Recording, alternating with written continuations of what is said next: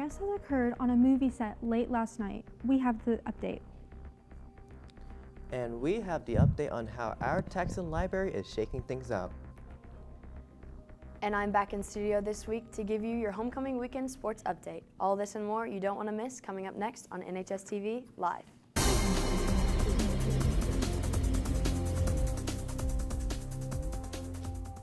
Breaking overnight, a film crew member has died and another was injured just yesterday after Alec Baldwin discharged a prop firearm on the set of his new movie, Rust, in Santa Fe, New Mexico.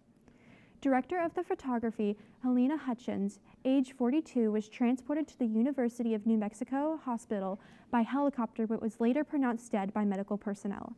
And director Joel Zuzat, age 48, was transported by ambulance for care, but his condition has not yet been released. According to investigators, it appears that the scene being filmed involved a use of a firearm when it was discharged during a scene. Detectives are currently investigating how and what type of projectile was discharged. No further information has been released. The FDA has approved 2 new boosters and has made the decision to allow the mixing and matching of boosters and original doses. Moderna and Johnson & Johnson has had their booster shots approved for use by the FDA, with Moderna's being approved for use in those 65 and older, or the immune compromised and the highly exposed, and Johnson & Johnson's boosters being approved for use in anyone who received a Johnson & Johnson original shot. The mixing of booster has also been approved though. Before you can get a booster though, there is one more step. The CDC and its director, Dr. Rochelle Wainsley, will need to sign off on the authorization. It's important to know that there is no booster that has been created for anybody under the age of 18 as of right now. If you are on the lookout for some tasty treats, I have some good news for you. This fall, more companies than ever are pushing out new fall flavors. Of course, there's Starbucks, but what you may not know is Oreo is releasing their apple cider donut Oreo and salted caramel brownie Oreo.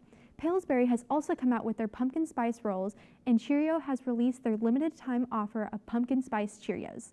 These are only available this fall, so head out to your local grocery store and try them out. Another place you can get snacks is the football stadium.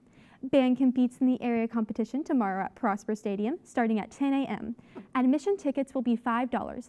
They will also be conducting their full performance tonight immediately after game against Granbury ends. And I'm a part of that performance, so be sure to stay after the game to come support our Texan band. Boys basketball will be holding its tryouts next Monday at 10 a.m. in the main gym. If you are interested, you must have completed physical and rank 1 forms completed and sent to the athletic training program before you can try out. If you have questions, see Coach Gaines in room 513. The Art Club is also holding its first meeting on October 26th at 4 p.m. in room 902. During the meeting, students will be making suspensions prints, so if you're interested in that, you won't want to miss out. For questions, contact Ms. Shaban and Ms.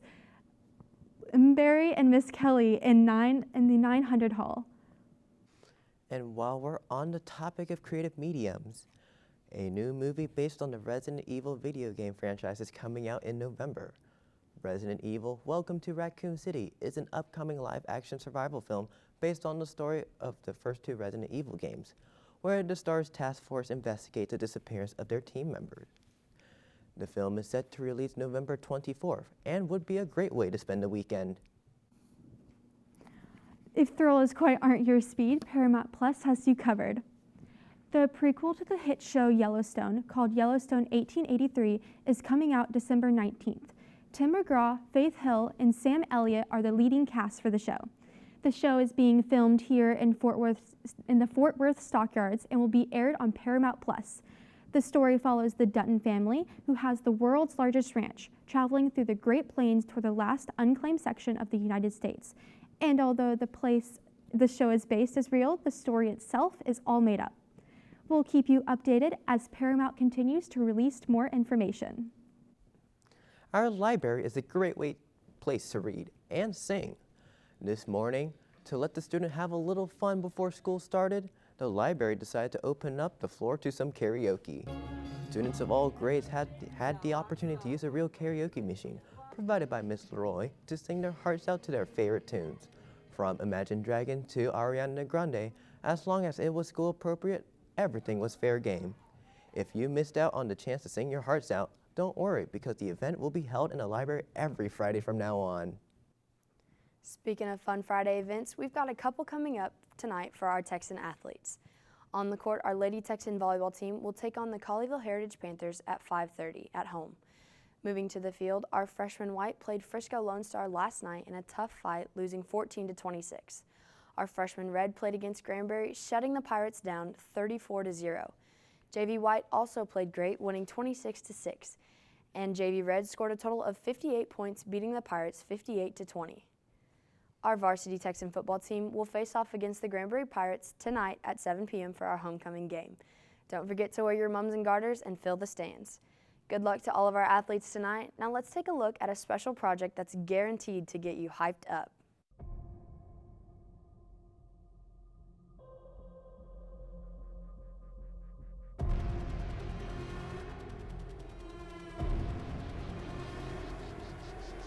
We are the Texans.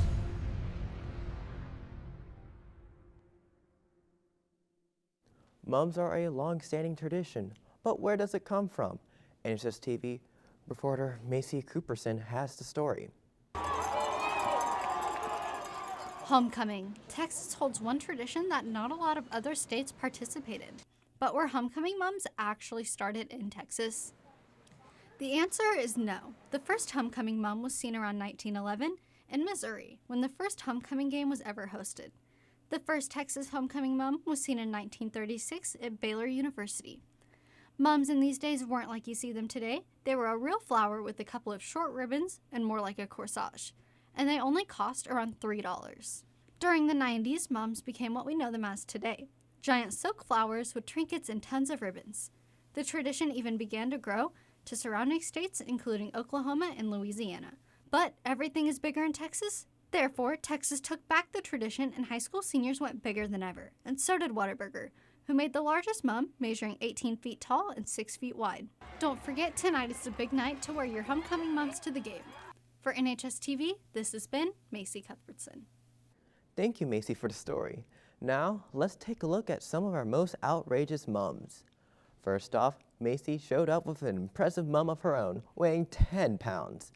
Nominee for Homecoming Queen, Caitlin Marsh demonstrated her Texan pride with a giant mum in the shape of Texas. In close competition are Mercedes Alvarez, Isabella Falcon, and Jacqueline Cuella, and Tori Rogers. If we missed out on some of your crazy mums you guys had, be sure to let us know on our NHSTV Instagram page at NHS_TV by sending us some pictures of you guys reporting your mums and garters to celebrate this homecoming. They have some big mums today. Like, I know, I've seen so many, they're so big. I mean, like when I was a freshman, like their mums were like really small, so this year it's impressive. Make it a great Friday, Texan. This has been NHS TV Live.